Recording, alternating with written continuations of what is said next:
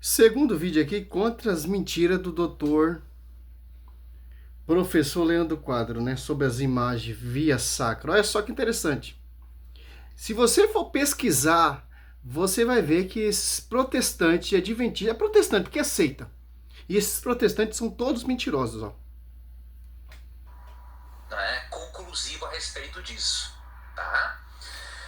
E para começar aqui lhe dar algumas informações, durante os séculos 8 e 9, os teólogos, os membros da Igreja Oriental, monges, simples cristãos, imperadores, imperatrizes, todos estavam envolvidos em uma disputa a respeito da conveniência ou não é?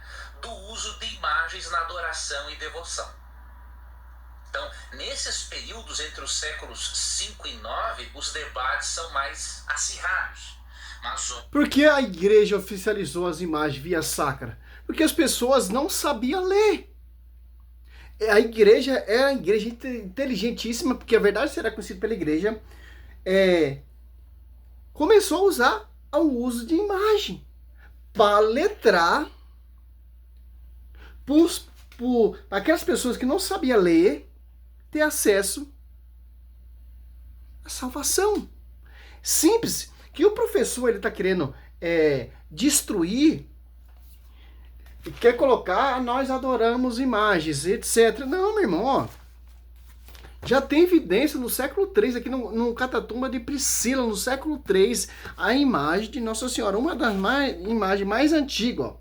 Fragmento de afresco encontrado da Catatumba de Priscila, Roma, no início do século III, a mais antiga imagem da Santíssima Virgem. Essa imagem aqui, ela te leva o quê? Simples, meu irmão. Foi pintada pelo Evangelho de São Lucas. Você vai ver essa imagem que você vai refletir a grandeza das imagens. Vai te levar a Deus. Vai te mostrar a entender a realidade, o que você não sabe ler. Simples entender isso. Vamos ver até onde ele vai, porque tem muitas provas convincentes que a igreja é coluna sustentáculo da verdade. Óbvio que a partir do século IV e V já vemos algumas questões a respeito disso, tá? E nesse debate que ocorreu ao longo da história cristã, nós podemos destacar dois grupos. Os iconoclastas, né? Iconoclastas tem a ver com ícones, não é? Eles eram contra, né, o uso de imagens. E alguns deles até destruíam imagens e ícones que se encontravam. Aparecendo os protestantes, né? Que acontece, né? Destruindo as imagens de Nossa Senhora. Nas igrejas cristãs da época. O outro grupo são os iconófilos, que foram a favor do uso de ícones e até desenvolveram argumentos de ordem filosófica, teológica e psicológica para a defesa do uso de imagens. E quais foram esses argumentos? Antes, eu quero destacar para você que esses argumentos a favor do uso de imagens e ícones, né, desenvolvidos pelos iconófilos, esses argumentos foram desenvolvidos especialmente por João de Damasco, Teodoro de Estudita e Nicéforo. Então esses foram os principais. Vários outros desenvolveram argumentos, mas esses foram os principais defensores do uso de imagens e que desenvolveram argumentos bem interessantes a respeito do assunto. Que interessante. Agora vamos ver. Simples. Já tem evidência de imagem. Olha só. Só faltava o quê? Oficializar. Olha só. Essa imagem aqui, ó. Lugares como a Catatumba de Roma guarda testemunho riquíssimo da arte cristã dos primeiros séculos. Ela preservam ela é a representação mais antiga que temos de Cristo dos Apóstolos e de Maria, que datam do século 2, 3 e 4. Olha só. Simples entender isso. Olha só. Chamamos a arte cristã antiga de arte paleocristã. Aqui nesse posto você vai ver 15 exemplos desses períodos da história da arte cristã, que testemunham a fé daqueles que creram em Cristo, nos albores da igreja. Albores da igreja é muitas vezes em meio à prefiguração. Olha só.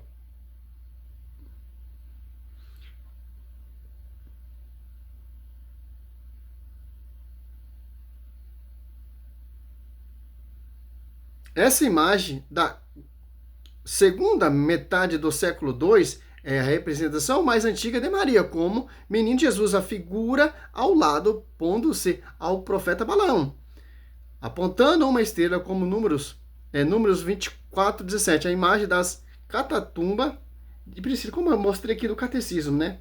Olha só.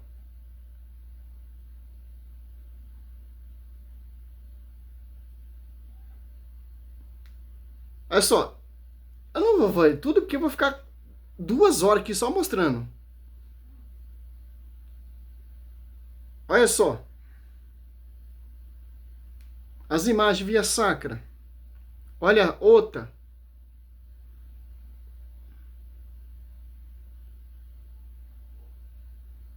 Que eu não tenho um computador. Se tivesse um computador, ia ser tudo acesso para você ver veridicamente destruir, ó, essas mentiras protestantes, ó. Cristo aparecendo ao redor, rodeando pelos apóstolos, nessa imagem do começo do século, acho que é século IV.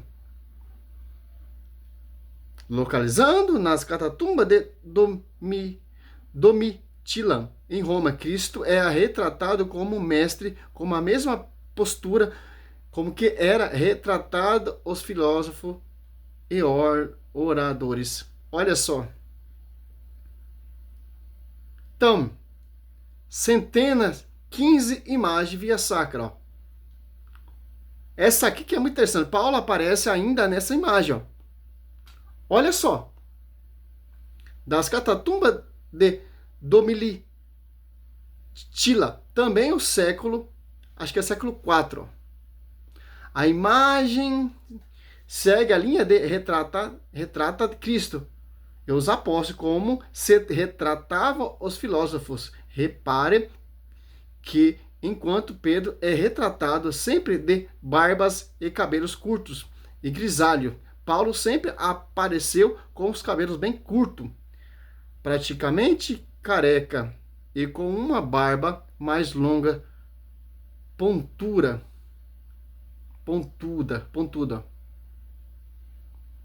Então, é simples. Agora, o que a igreja fez, professor? Essas imagens via sacra levam o povo a Deus. São ícones que levam o povo a Deus, de acordo com o Velho Testamento. O Velho Testamento, o templo é cheio de imagem e escultura. Não tinha problema nenhum. Olha só. Por que isso aconteceu? Olha só. Teve um cursilho que definiu isso. Por quê? Olha só.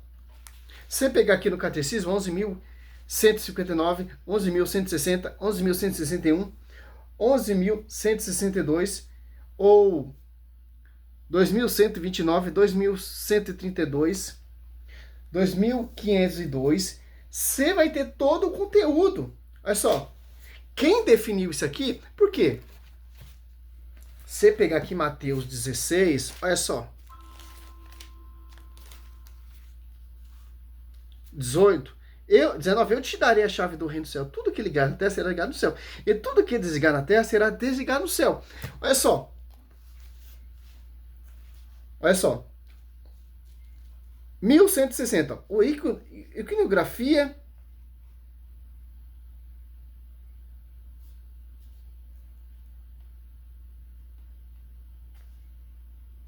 cristã transcrevem pela imagem a mesma a mensagem evangélica que a Sagrada Escritura transmitiu pela palavra. Imagem, a palavra iluminam-se mutuamente. Para preferir, suscitamente nossa profissão de fé. Conservamos toda a tradição da igreja, seja escrita, seja orais. Olha só. Uma delas é a representação pictórica das imagens que corrobora a pregação evangélica, confirma de verdade e não a aparência que o verbo de Deus se fez homem. Isso também a nós útil e proveitoso, pois as coisas se iluminam mutuamente tanto no que representa como naquilo que se ambigude significa. Olha só. Aí você vai vendo aqui, ó, todo o conceito, todo o ensinamento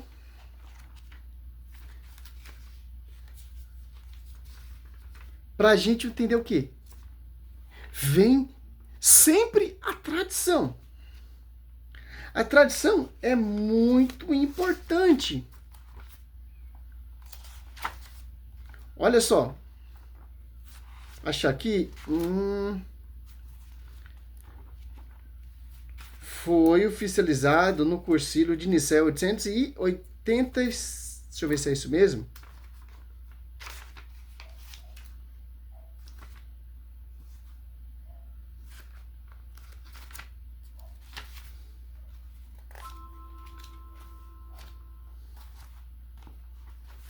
Como eu já fiz no primeiro vídeo,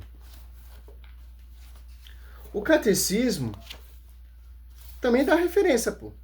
Olha só, 2131 foi se fundamentando no mistério do verbo encarnado que os sétimo concílio ecumênico em Nicéia em 787 justificou contra os iconoclastas o culto dos ícones, os de Cristo e também os da Mãe de Deus, ou dos santos, dos anjos e todos os santos. Ao se encarnar, o Filho de Deus inaugurou uma nova economia das imagens. Olha só. Você viu aqui tantas imagens, 15. Culto cristão das imagens não é contrário ao primeiro mandamento, que propõe o ídolo e, de fato, a honra prestada a uma imagem se dirige a quem ela representa, e quem venera uma imagem venera a realidade nela reproduzida. A honra prestada a santas imagens é uma veneração respeitosa e não uma adoração que só compete a Deus. É simples. Os caras, eles querem colocar que nós adora as imagens, não venera. A veneração e a adoração para os protestantes é a mesma coisa. Olha só como as imagens lá na igreja primitiva era venerada. Salmo 95, adorar o Senhor através dos ornamentos sagrados. Os ornamentos sagrados levam o povo a Deus, a orar a Deus, a adorar a Deus. Imagina uma imagem pintada ali dos terceiros séculos da Teotocos. Isso não te leva à realidade do mistério, à teofania de buscar Deus? Uma imagem via sacra lá do primeiro século, que não é a imagem de outro Deus? Simples entender isso. Se for lá no Luterano, tem imagem no Lutero. Se for na Calvino, tem imagens. Se você for lá em Jerusalém, cheio de imagens. Esse ranço é só dos reformadores, para negar. E as pessoas arrastam a multidão nesses estudos esterco. E não prova nada. Prova nada. Salve Maria, sou servo missionário Roberto.